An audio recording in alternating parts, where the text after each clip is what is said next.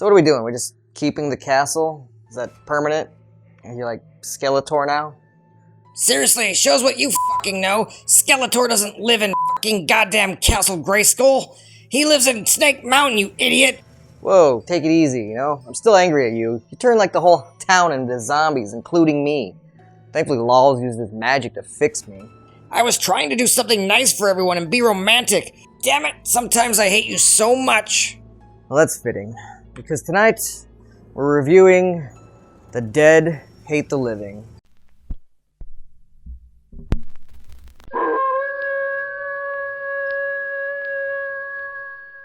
That's right, in the year 2000, Fullmoon came out with The Dead Hate the Living.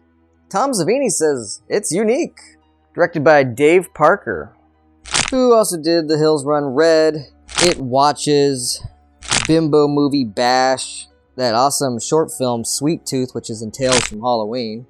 Oh, I really like that one. And he wrote House of the Dead. Oh, that shitty Ooh Ball movie? Yeah, based off a great video game, but it really sucked. We'll blame that one on Bull. They had an incredibly short 10-day shoot to make this film. And the movie itself is not much different than real life, because it's a movie made by horror nerds for horror nerds, and it's about horror nerds making a movie for horror nerds.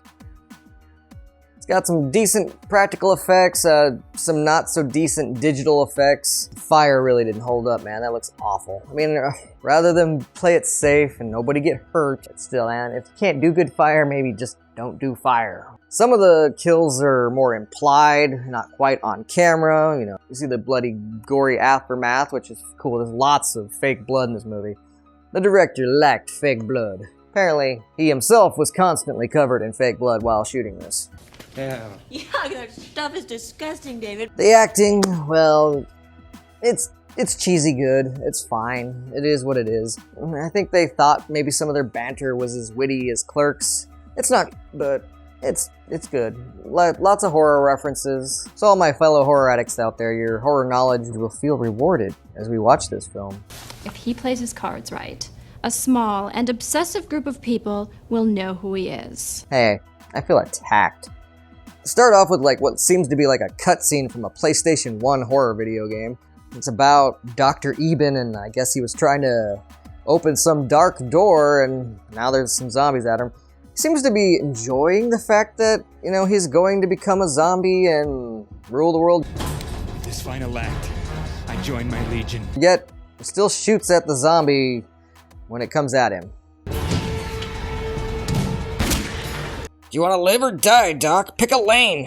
Then there's a scene with a medical examiner giving an autopsy to Darby Allin?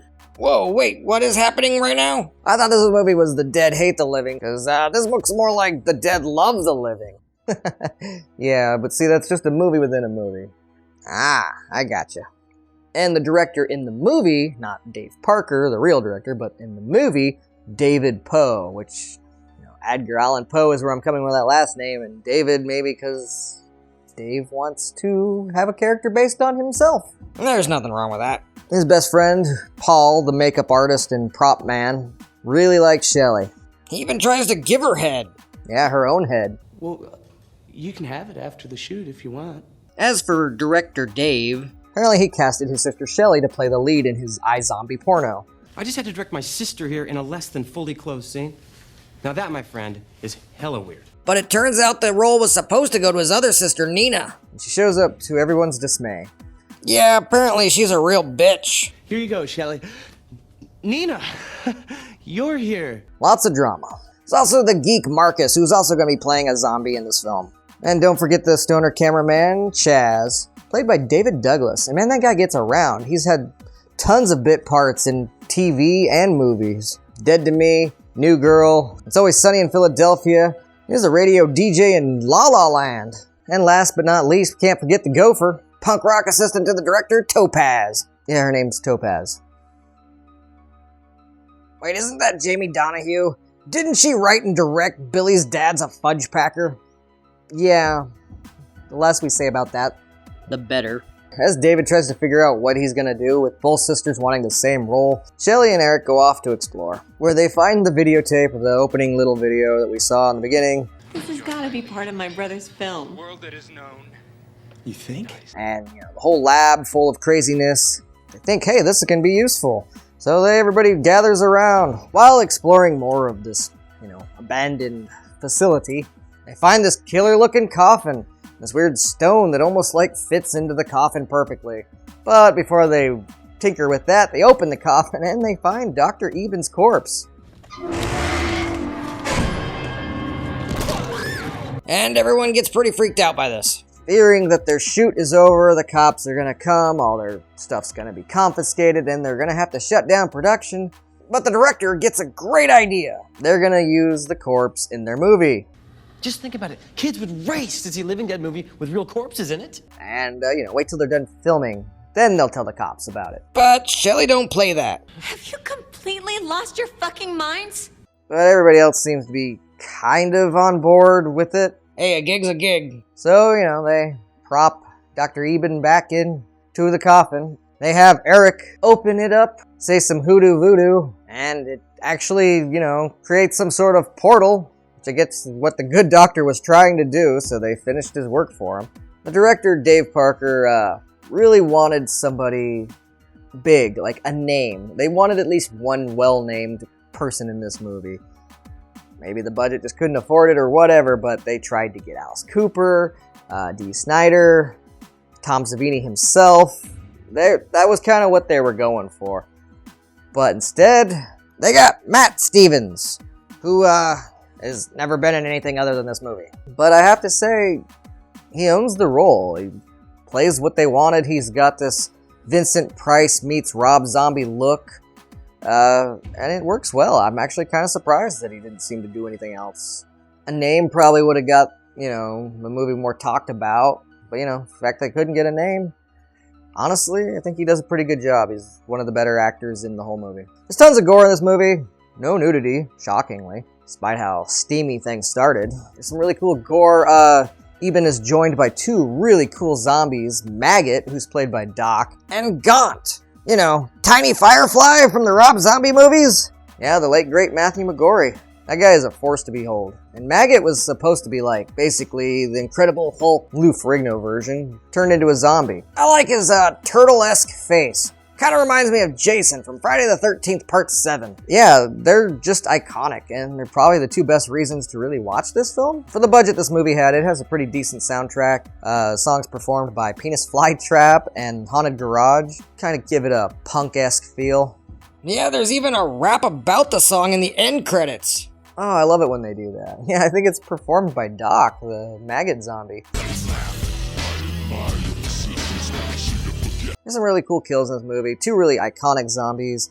There's some good scenes in there, some good gore. Overall, I'm going to have to say, you should see it. Even though it's been 21 years and I don't know if this movie's held up quite as good as I remembered it, I still have to say I'm going to recommend it. Tom Savini was right. It was unique. It had some things going for it that later got done better by other movies like Zombieland and Shaun of the Dead, but honestly, I think it was a little ahead of its time.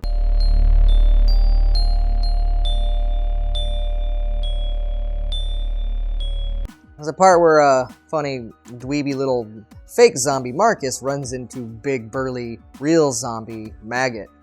And Maggot actually thinks Marcus is a zombie for a little bit. How does he sniff him without a nose? Is that really the most effective way to drag him off? It just gets a little repetitive, and, some of the kills are cool, some of them are not, some of them are just off camera. We get a little backstory on Dr. Eben. You see, apparently he was trying to bring his wife back. Ellie. And we'll find some more dead bodies who are now coming to life, even though they didn't come through the portal. Well, look, it's Mrs. Eben. But Topaz tells her to talk to the hand. You first. And the funny thing is the director was really trying to creep them out, so he didn't tell the actress what she was going to be punching into, just to really get a genuine, reaction out of her. Speaking of which, this evil sister Nina is pretty much basically true because that actress double booked herself for a higher paying gig, and she couldn't make it for all the, the 10-day shoots, so they basically just kind of made the character in the movie how they really felt about her in real life. Yeah, they even rubbed real maggots on her head, just to mess with her. Welcome to Hollywood.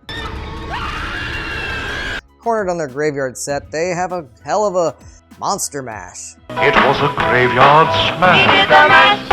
And after a pretty cool fight, involving chainsaws and whatnot.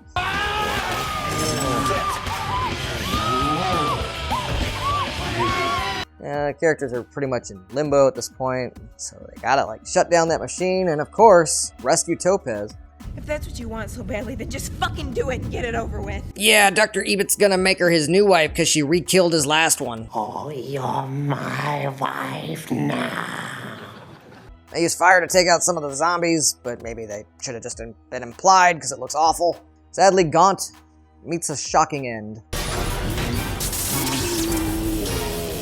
Paul finally gets to hook up with Shelly. Yeah, they were necking. Rough necking. Kiss me, lover boy. And David, being a director of a zombie movie, knows headshots are where it's at. That's a wrap, fucker. But there's too many zombies and not enough bullets, so gonna have to escape into the coffin? And so that was The Dead Hate the Living.